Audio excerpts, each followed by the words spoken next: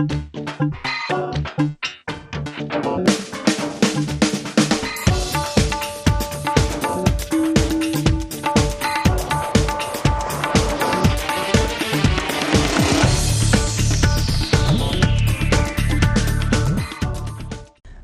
आप देख रहे हैं आनंद24। आपके साथ मैं हूं सुनील विश्वकर्मा और आप सभी का स्वागत है हमारी इस खास पेशकश में जिसका नाम है जीना इसी का नाम है।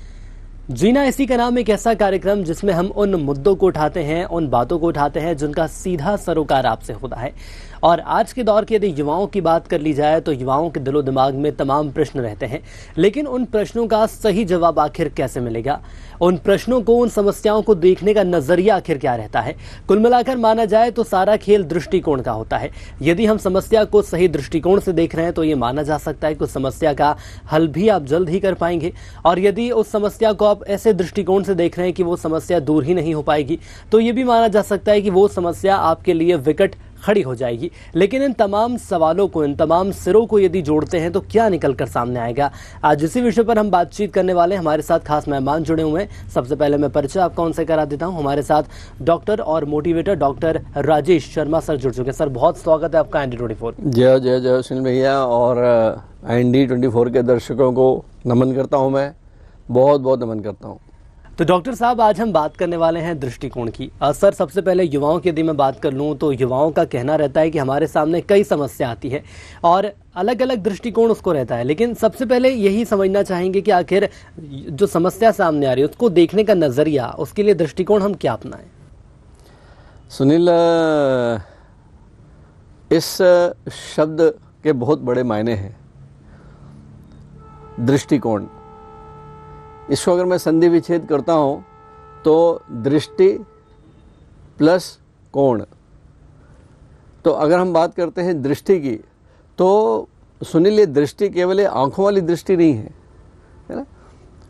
जैसे मैं अगर आपसे बात करता हूं कि अमुक व्यक्ति के लिए आपकी दृष्टि में वो अमुक व्यक्ति कैसा है, आपकी दृष्टि में कोई नेता हो सकता है, कोई अभिनेता हो सकता है, ये बड़ा पूछा जा सकता है कि आपकी तो दृष्टिकोण का मतलब होता है, दृष्टि is not only I site, एक फिजिकल आंखों से देखा हुआ एक दृश्य दृष्टिकोण नहीं है। दृष्टि का मतलब होता है कि आपके भीतर का जो मन, मस्तिष्क, ब्रेन जो है, आपके अंदर का जो कंप्यूटर है, वो एनालाइज करके, किसी भी चीज़ को एनालाइज करके उसके तथ्य जो आपके भीतर बना देता है उसे दृष्टि कहते हैं। कि आपका नज़रिया क्या है, आपका भाव क्या है, आपको उसको देखने के पीछे आपको उसका क्या रूप क्या बनाया आपने। और दूसरी बात ये भी है कि दृष्टिकोण, आप किस कोण से देख रहे हैं किसी चीज़ को। एक मूर्ति को 6 लोग देख रहे हैं और 6 के 6 को अगर एक स्केच दे दिया जाए कि आप इसकी पिक्चर बनाएं, इसकी ड्राइंग बनाएं, तो 6 के 6 लोग जो है अलग अलग ड्राइंग बनाएंगे, क्योंकि अलग अलग कोणों से देख रहे हो।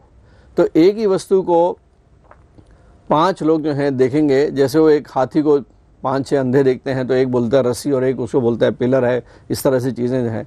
लेकिन यहाँ पे ये कहना भी उतना ही उचित होगा कि जीवन में अयोग्य और असफल होने के पीछे अगर किसी एक शब्द का हाथ है तो वो है गलत दृष्टिकोण। ये बहुत बड़ी बात बोल रहा हूँ मैं सुनील यहाँ पे, कि पूरे जीवन में यहाँ पे बात आती है, युवाओं की बात आती है, जो जिनको आगे बढ़ने का है। ठीक, आपने एजुकेशन कुछ हासिल करी है, आप अभी उस लेटेंट पीरियड में हो, आपने अप्लाई कर रखा है, आप एक कॉम्पिटिटिव एग्ज़ाम की तैयारी कर रहे हैं, यूपीएससी का एग्ज़ाम आने वाला है, आप घर से दूर जो है दूसरे शहरों में रह के कोचिंग कर रहे हो। आप जो है, घर वालों का अंकुश आपके ऊपर है ही नहीं, आपका अंकुश खुद पे ही है, आपका अनुशासन आपको खुद ही मरना है ऊपर में। ठीक है, और ऐसे में जो है जब अयोग्यता या असफलता, इसके पीछे केवल और एक शब्द है, वो है गलत दृष्टिकोण, रॉन्ग एटीट्यूड। ये बहुत बड़ी बात है, ठीक है ना। तो अल्टीमेटली आपका एटीट्यूड होना कैसा चाहिए, आपका दृष्टिकोण होना कैसा चाहिए। तो हर चीज़ को, हर चुनौती को किस तरह से हम सॉल्व करते हैं, यहाँ मैं एक छोटा सा एग्जाम्पल देता हूँ। एक दृश्य है, अपने दृश्य की बात करते हैं और मैं बहुत ही छोटी सी सरल भाषा में बताता हूँ। एक कॉफ़ी हाउस का सीन अपन एक चित्रित करते हैं। कॉफ़ी हाउस का सीन है और उस कॉफ़ी हाउस में 2 लड़कियां बैठी हैं जो अपने बॉयफ्रेंड का इंतज़ार कर रही हैं, जो एक दूसरे को जानती नहीं है। वो दोनों आई, एक जगह पे बैठ गई, एक टेबल पे, एक दूसरी टेबल पे बैठ गई, और बाकी जैसे कॉफ़ी हाउस होता है वैसे चल रहा है। उन दोनों के जो बॉयफ्रेंड है, मित्र हैं, वो आपके जैसे ही जो अपने शानदार, आपने जो है ये बंद गले का जो पहन रखा है, अचकन पहन रखी है, बहुत ही शानदार लग रही है ये। बस ऐसी अचकन पहन के जो है वो एक मित्र आता है, एक बॉयफ्रेंड आता है उसका, और जैसे ही वो दरवाज़ा खोलता है तो इंडियन कॉफ़ी हाउस में देखा होगा हमने, वो बेचारा जो वेटर है वो बढ़िया ड्रेस पहन के ट्रे लेके जाता रहता है, उसमें जो है कॉफ़ी रहती है, डोसा, इडली वगैरह वगैरह रहता है। तो दरवाज़ा खुलता है और वो दरवाजे में वो थोड़ा सा हाथ टकरा जाता है वेटर का, और थोड़ी सी सांभर और थोड़ी सी कहानी जो है वो आपकी अचकन पे गिर जाती है जी। क्या सीन होता है वहाँ पे? वहाँ पे ये सीन होता है कि एक व्यक्ति का, उस लड़के का दृष्टिकोण अपनी समस्याओं को निपटने का ये है, वो दे गाली देता है वहाँ पे, अबे अंधे तेरे को दिखता नहीं क्या है, क्या खराब कर दी यार, हद होगी, परेशान कर दिया यार, है कमाल करते हो तुम। वो बेचारे का कप नीचे गिरा हुआ है, वो जो वेटर है वो नीचे साफ कर रहा है, सॉरी साहब, सॉरी साहब। अरे क्या सॉरी है, दिमाग खराब कर दिया करके, और भन करते हुए अपनी उस गर्लफ्रेंड के पास जाके बैठता है, और कहाँ तुम आ गई है, इससे जब वहाँ चलते, सब लोग देखते हैं ये एक सीन कट। अब दूसरा सीन जी। 10 मिनट बाद में वो दूसरी जो लड़की बैठी है उसका बॉयफ्रेंड आता है, वैसे ही अचकन पहनी हुई उसने आपके जैसी, और कुदरती जो है वैसी इवेंट रिपीट होता है। वो जैसे ही अंदर आता है, वो दरवाज़ा खुलता है, वो वेटर से वो गिरता है उसके ऊपर में, और वो वेटर बेचारा, इसके पहले वो लड़का बोलता है अरे सॉरी यार, सॉरी यार, अरे कोई बात नहीं भाई, कोई बात नहीं, कुछ नहीं। ओ बेचारा वेटर परेशान, साहब गलती हुई, अरे नहीं कोई गलती नहीं हुई यार, मैं ही थोड़ा रुक के देख सकता था, प्लीज़ भाई। और वो भी उसके साथ नीचे बैठ जाता है और उससे सफाई कराता है, उसका कप गिर गया था, प्लेटें टूट गई थी, भाई कोई बात नहीं यार, कोई बात नहीं, सिंपल है ना, एक काम करना है, थोड़ा सा एक वो टिश्यू पेपर ला दो, थोड़ा गिरा करके मैं साफ़ कर लेता हूँ, बैठ जाओ। अब कॉफ़ी हाउस देख रहा है, दोनों लड़कियों ने देखा। अब ये जो लड़का है ये अपनी वाली लड़की के साथ बैठ गया, वो लड़की अपने उस खड़ूस बॉयफ्रेंड के साथ बैठी हुई है। लेकिन कहानी कैसे चित्र चेंज हो रहा है, अब ये लड़की भी बार बार घूम के उस लड़के को देख रही है, ये दर्शक भी उसी को देख रहे हैं। छोटी सी बात हुई, इन दोनों के एटीट्यूड में फर्क है। तो हम सब पता लगा सकते हैं कि जीवन में अगर कोई चुनौती आती है, उसको हम सॉल्व करते हैं, वो सारा का सारा दारोमदार होता है हमारे दृष्टिकोण पे, हमारा एटीट्यूड कैसा है। तो एक छोटा सा एग्जाम्पल बताई मैंने। लेकिन सर, जितने अच्छे तरीके से और जितने सुंदर तरीके से आपने इस शब्द को परिभाषित किया है, कुल मिलाकर ये कहा जा सकता है कि जो हमारे दर्शक हैं, खासतौर पर युवा वर्ग, वो ये मान रहे होंगे कि आखिर आने वाले वक्त में और भी कुछ उन्हें ऐसी ही कुछ बातें मिलने वाली हैं सर। लेकिन साथ ही साथ ये भी आपसे समझना चाहेंगे, किसी भी चीज़ के प्रति सकारात्मक दृष्टिकोण हम कैसे रख सकते हैं, क्योंकि दृष्टिकोण तो नकारात्मक भी होता है, सकारात्मक भी होता है। बिल्कुल। तो सवाल उठता है कि सकारात्मक दृष्टिकोण, उसके लिए हमको आपका व्यक्तित्व कैसा होना चाहिए। ठीक है, यहाँ पे मैं एक छोटी सी जानकारी और देना चाहूँगा। अब्राहम लिंकन अमेरिका के प्रेसिडेंट थे। उन्होंने अपनी HR डिपार्टमेंट को बोला कि मुझे जो है एक इंटेलिजेंट OSD चाहिए। उनके HR डिपार्टमेंट ने इंटरव्यू लिए और एक बहुत ही क्वालिफाइड, जो कई बड़ी कंपनियों में CEO रह चुके थे, उनको जो है उन्होंने इंटरव्यू लेने के बाद में, कई लोगों के इंटरव्यू के बाद उनको सेलेक्ट किया, और सेलेक्ट करने के बाद उनके पास ले गया अब्राहम लिंकन के पास कि सर ये आपका जो है नया बंदा। अब्राहम लिंकन ने उनको देखा, बोले नहीं, इसका चेहरा पसंद नहीं मुझे, इसको हटा दो आप, ये नहीं चाहिए। तो पूरी डिपार्टमेंट हक्का बक्का की, इतनी मेहनत और इतने क्वालिफिकेशन, इतनी डिग्रियाँ इसके पास में। और उसके बाद जो है फिर ये कहानी शुरू हुई कि क्या कारण था।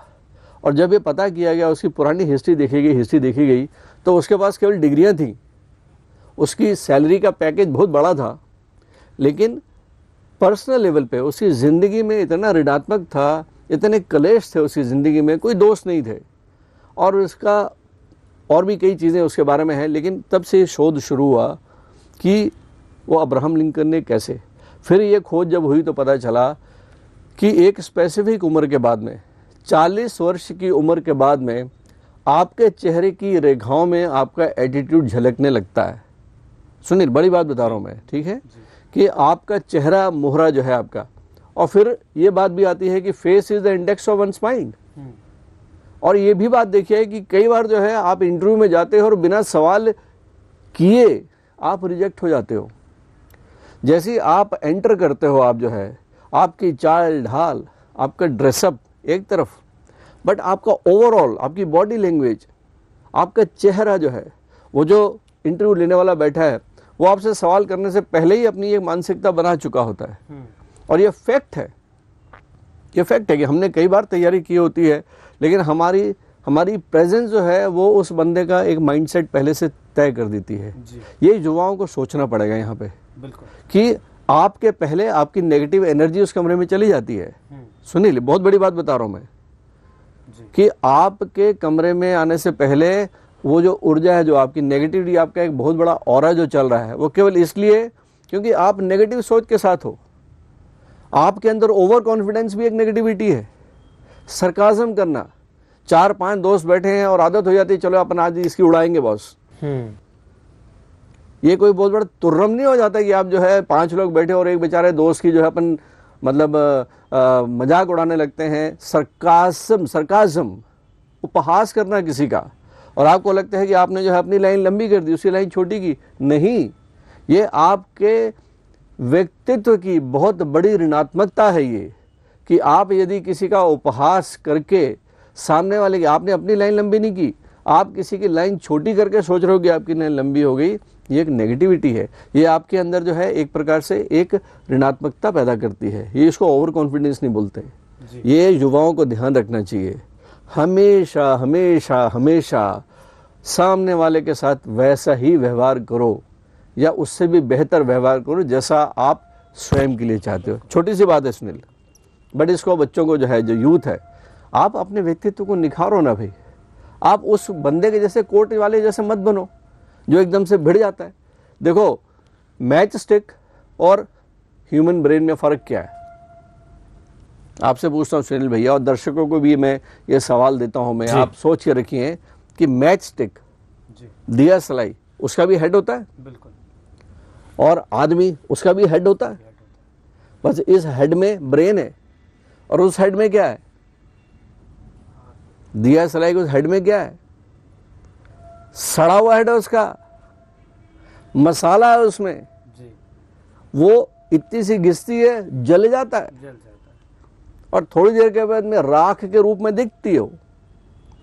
ठीक है, तो आदमी के दिमाग में ना वो मसाला मत रखो। आपको गुस्सा नहीं होना चाहिए कि छोटी सी चिंगारी है और आपको भड़का दे, आपके अस्तित्व को, आपके व्यक्तित्व को राख बना देती है वो। तो बात यहाँ पे आती है अच्छा दृष्टिकोण, अच्छा व्यक्तित्व, सकारात्मक कैसे होना है। तो ये कुछ चीज़ें ऐसी हैं जिसमें कि हमको बचपन से, है ना, क्योंकि बचपन की बहुत सी बातें हमारे हाथ में नहीं होती। हम किस घर में पैदा होंगे ये हमारे हाथ में नहीं होता। हम अपने माँ बाप को नहीं चुनते, हम अपने भाई बहन को नहीं चुनते, हम अपने टीचर्स को नहीं चुनते। तो बचपन का एक वो जो पीरियड है जो 3 साल से लेकर 7-10 साल तक का है, वो बहुत ही इम्पोर्टेंट होता है। उस वक्त आपका जो चरित्र और आपका व्यक्तित्व निर्माण जो है बाह्य वातावरण से होता है। इसलिए जो व्यक्तित्व है उसको 3 तरह की चीज़ें प्रभावित करती हैं। पहला इन्वायरमेंट, उसके बाद एजुकेशन, फिर आपका एक्सपीरियंस, जीवन में आपके अनुभव। बिल्कुल। तो इन्वायरमेंट जो है सबसे पहले तो आपका घरेलू इन्वायरमेंट है। तो आप युवा हैं, एक ज़माने में आप पिता बनेंगे जी। तो जब आप पिता बनेंगे तो आपके जो परिवार बढ़ेगा, आप अपने बच्चे के साथ कैसा सलूक करते हो। कोई आवश्यक नहीं है कि आपके बाबूजी ने आपको ठोका, है ना, तो आप भी अपने बच्चे पे जो है उसी कहानी निकालो, सेट करो उसको। ऐसे नहीं करना चाहिए। आप जो है युवा हैं, आप पूरा देश का दारोमदार, पूरा परिवार का दारोमदार आपके ऊपर है। और ये कहने की हाँ मैंने पढ़ा, मेरे पास आज रोजगार बेरोजगार नहीं है, ये शब्द ऋणात्मक शब्द। अरे यार इतना पढ़ लिया मैंने, नौकरी नहीं मिली। जहां आपके मुंह से निकला नौकरी नहीं मिली, नहीं मिलेगी, अपने आप को पॉजिटिव नहीं मिलेगी नौकरी, क्योंकि आपके मुख से निकली हुई जो ऊर्जा जो है, ये शब्द अगर वातावरण में चले जाए, नौकरी नहीं मिली, नौकरी नहीं मिली, नहीं मिली, नहीं मिलने वाली। अरे वो ऊपर वाला बैठा है ना, भरोसा तो करो। बिल्कुल, ऐसा हो ही नहीं सकता। बिल्कुल। व्यक्तित्व निखारो अपना। बिल्कुल। अवसर तो आते ही आते हैं। ये अवसर छूट गया तो ये भरोसा रखो कि आने वाला अवसर इससे अच्छा ईश्वर ने आपके लिए संजो के रखा है। बिल्कुल, मैं सर आपको रोकना चाहूँगा यहाँ पर। साथ ही साथ एक बात निकलकर सामने आ रही है, आपने शुरुआत यहाँ पर कही कि बचपन से जो 7 साल तक का वक्त रहता है उसमें तो खैर पेरेंटिंग ही बहुत मायने रखती है, जो अभिभावक आपको सिखाते हैं। लेकिन सर एक उम्र ऐसी भी आती है जब हम खुद समझदार हो जाते हैं, जब हमें खुद लगता है कि आखिर हमें कौन सी राह पर आगे बढ़ना है। उस वक्त आखिर युवा कौन सा दृष्टिकोण अपनाए? एक ही चीज़ है जो मैंने कहा, एक गलत दृष्टिकोण है, एक सही दृष्टिकोण। और जब दृष्टिकोण की बात होती है तो हम 2 सवाल हमेशा हमको पूछने चाहिए। एक तो मैं कौन हूँ, ये थोड़ा सा वैदिक, ये आध्यात्मिक प्रश्न हो गया, who I am, who am I, है ना। बट इससे भी बढ़ के अगर मैं बात करूँ तो कम से कम अपने आप से ये तो पूछ ही सकते हैं कि मैं ऐसा क्यों हूँ, मैं ऐसा क्यों हूँ। क्या मुझसे बेहतर कोई जानता है? मेरे घर अचानक जो है मेरा मुंह सड़ा पड़ा है, किसी ने मुझे परेशान हो गया, घर में झगड़ा हो गया, बच्चे ने बात नहीं मानी या कहीं बाहर दिक्कत हो गई और मैं सड़ा पड़ा हूँ एकदम से, और अचानक एक ऐसा व्यक्ति आता है, एक वीआईपी टाइप का व्यक्ति जो है वो कमरे में आ जाता है मेरे, या मेरे घर आ जाता है, कोई मेहमान ऐसा आ जाता है, तो मैं इस सड़े हुए मुंह के ऊपर में लिपापोती करके इतनी बड़ी मुस्कुराहट लेके पेश करता हूँ उसके सामने, है ना। एकदम से नाटक, सीन चेंज हो गया बिल्कुल, ब्रेन में कुछ और चल रहा है, बट उसके सामने आइए सर, आइए आइए, नमस्कार नमस्कार, आइए सर। क्या मैं तो आप ही की याद कर रहा था। काहे की याद कर रहे थे यार? कितने नाटक, कितने मास्क चलाते हैं हम सुनील जिंदगी में, एक के बाद हालत थैले में इतने मास्क हैं हमारे पास में, इतने मास्क हैं। कोशिश करिए कि जैसे भीतर हैं वैसे बाहर रहें, और शब्दों का चयन, ये सारी की सारी चीज़ें सकारात्मक होने की बात कर रहा हूँ मैं, ठीक है।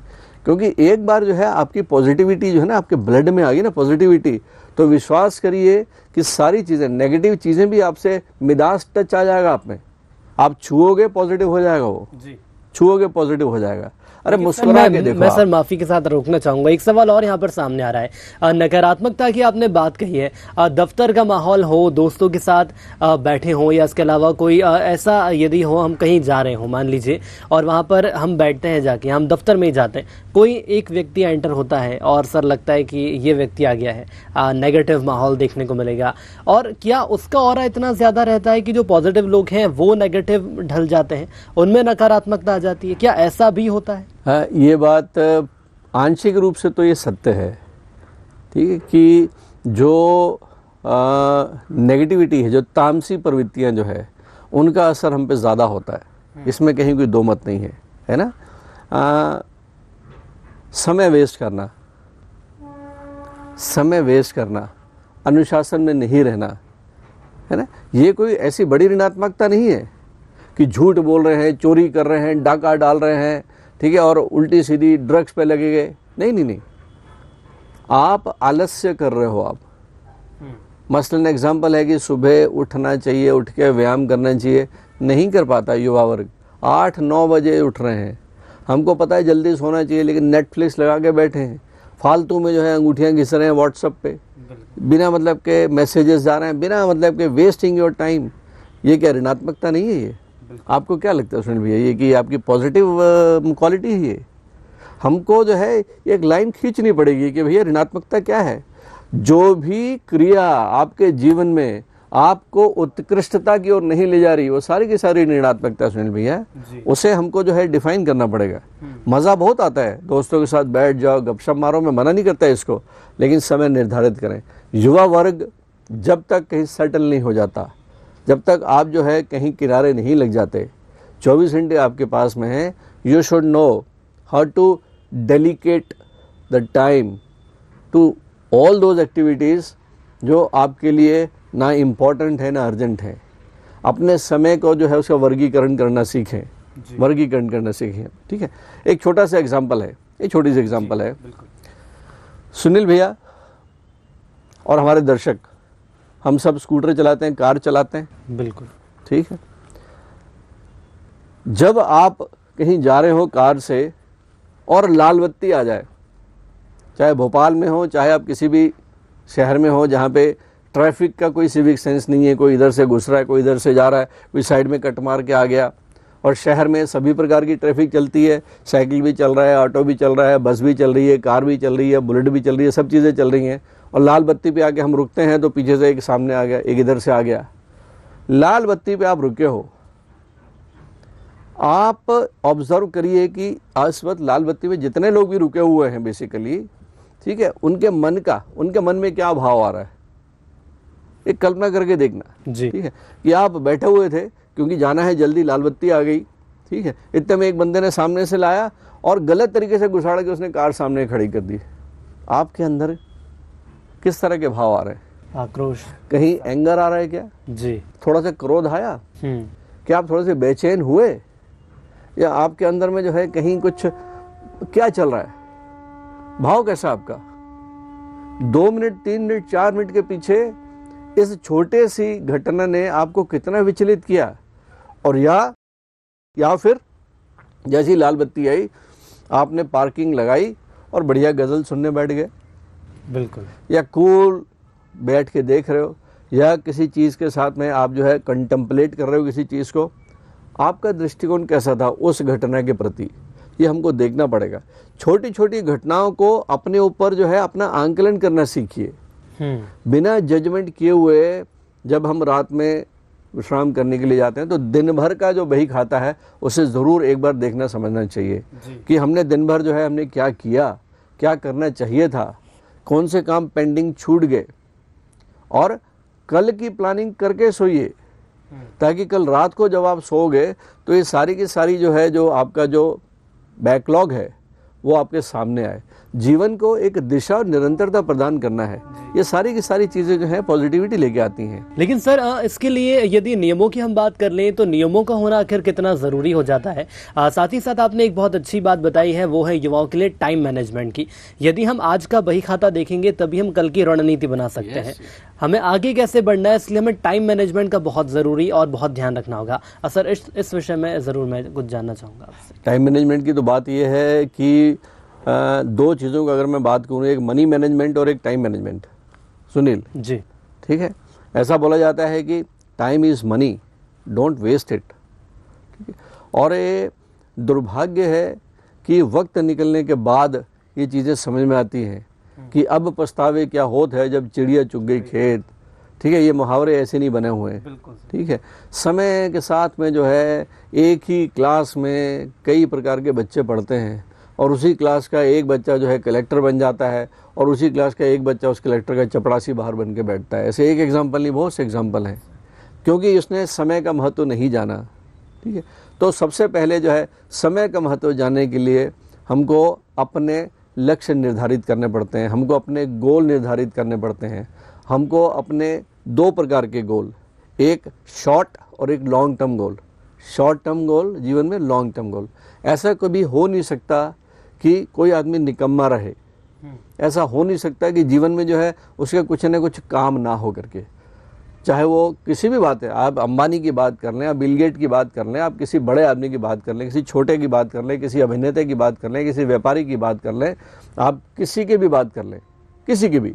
आप अपने घर में अपने पिताजी की बात कर लें, अपनी माताजी की बात कर लें, हमेशा चलते का नाम ही जीवन है। बिल्कुल, ये जीवन और साइकिल चलाना ये एक जैसे ही है कि चलता जाएगा तो साइकिल चलेगी, और जहाँ आप रुके तो गिर गई साइकिल, रुकने का नहीं है।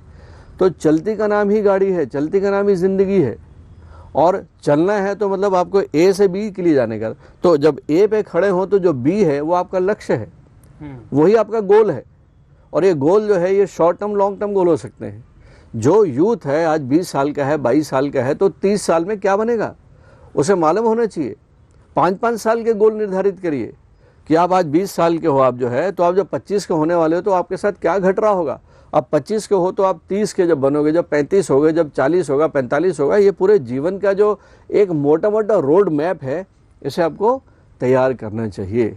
अरे आप तैयार नहीं करोगे तो कोई पड़ोसी तैयार नहीं करेगा। बिल्कुल, और ये हम नहीं करते। आप अपना विजन कार्ड, क्या बनना चाहते हो, ये अपने साथ लिख के रखो। दिन में कई बार उसको दोहराइए। शर्म आती है अगर बाकी सबके साथ सामने बोलने में, तो आप जब अकेले हो आप कहीं पे, तो आप अपने लक्ष्य को पढ़ें जोर से, अपनी आवाज़ को सुनिए, अपने मंदिर में अपने ईश्वर के सामने जाके अपने लक्ष्य को बोलिए और एक बार लक्ष्य है वो स्मार्ट गोल होना चाहिए, SMART।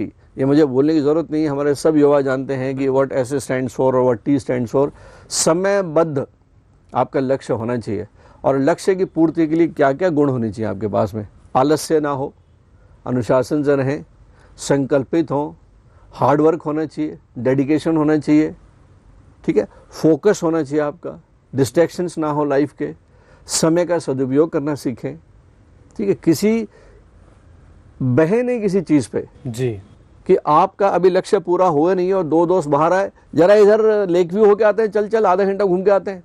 नहीं, if you don't want to say yes, say no. No बोलना सीखिए। आप अपने मन के राजा बनिए, लोगों की गुलामी नहीं। बिल्कुल। और ये जो संकल्प है आपका, जिस दिन आप ना बोलना सीख गए ना, जिस दिन ना बोलना सीख गए, उस दिन आपकी ज़िंदगी में हाँ शुरू हो जाएगी। उस दिन सफलता की सीढ़ियाँ चढ़ना शुरू कर दोगे आप, सुनील भैया, ऐसा। लेकिन सर साथ ही साथ ये भी आपसे समझना चाहेंगे, ये तो हमने टाइम मैनेजमेंट की बात की, लक्ष्य की बात की, लेकिन कई बार ऐसी परिस्थितियां भी जीवन में आ जाती हैं जब हमारा लक्ष्य हमें नज़दीक नज़र आता है, लेकिन उसके पहले तमाम हर्डल्स आते हैं, विरोध तमाम ऐसे देखने को मिलते हैं, हमें लक्ष्य तक जाने के लिए वो चीज़ें रोकती हैं। उन्हें आखिर कैसे हम पार पा सकते हैं, उन बाधाओं से कैसे आगे बढ़ सकते हैं? मैं उस व्यक्ति को विशेष रूप से बधाई दूंगा जिसके लक्ष्य में बहुत सी रुकावटें आती हैं। इसका मतलब यह है कि ईश्वर की उस पर खास कृपा है। यदि सुनील भैया अगर किसी के जीवन में चुनौतियां हैं, ज़्यादा इम्तिहान है, इसका मतलब है कि ईश्वर ने उसके लिए बहुत बड़ी जवाबदारी कहीं ना कहीं छुपा के रखी हुई है। वो उसकी टेस्ट कर रहा है, उसको टेस्ट कर रहा है। ये छोटी छोटी हर्डल से निकलता नहीं निकलता है, क्योंकि इसके लिए उसने बहुत बड़ी जवाबदारी तय कर रखी है। आप किसी को भी देख लें, चाहे आप जो है हम अपने आदरणीय शिवराज जी की बात करें, आदरणीय प्रधानमंत्री जी की बात करें, इनके जीवन की चुनौतियाँ क्या कम थी? बिल्कुल। किस जगह से इन्होंने अपने जीवन शुरू किया, किस जगह से, मतलब पढ़ने के लिए साधन नहीं, ठीक है, उस इनएडिक्वेट परिस्थितियों से निकलते निकलते आज जो है हमारे मुखिया हैं वो जी, ठीक है। तो क्या कम चुनौतियां आई, लेकिन उन्होंने हिम्मत नहीं हारी। क्यों? क्योंकि दूरदृष्टि, मजबूत इरादा, पक्का इरादा, कड़ी मेहनत, ये सारी की सारी चीजें जो हैं। तो या आप ये होने वाले अवरोधों से मत डरें, जिद करें, जुनून करें। जुनून और जिद, ये जो चीजें हैं जो आपको धोनी बनाएंगी। बिल्कुल सर, और तमाम पहलुओं पर आपने जितने अच्छे तरीके से अपने विचार रखे हैं, साथ ही साथ युवाओं की बात करें तो अंत में मैं यही कहना चाहूँगा कि जो दृष्टिकोण आपने बताया है, कार्यक्रम की शुरुआत से लेकर अंत तक इन तमाम पहलुओं पर विस्तार से चर्चा की और हमारे साथ वक्त साझा किया, इसके लिए आपका बहुत बहुत धन्यवाद। धन्यवाद, जय हो। तो कुल मिलाकर ये माना जा सकता है कि यदि आपको जीवन में लक्ष्य आपने तय कर लिए हैं, टाइम मैनेजमेंट आपने कर लिया है, इसके साथ ही साथ यदि आपके लक्ष्य तक पहुंचने में अवरोध सामने आ रहे हैं तो उनसे डरिए मत, क्योंकि चुनौतियां उन्हीं के सामने आती हैं जिन्होंने कुछ बड़े सपने देखे होते हैं। तो चुनौतियों से लड़ना सीखिए, जुनून रखिए, जिद रखिए, जरूर सफलता आपके कदम चूमेगी। और इसी के साथ आज के इस खास कार्यक्रम में इतना ही, दीजिए इजाजत, नमस्कार।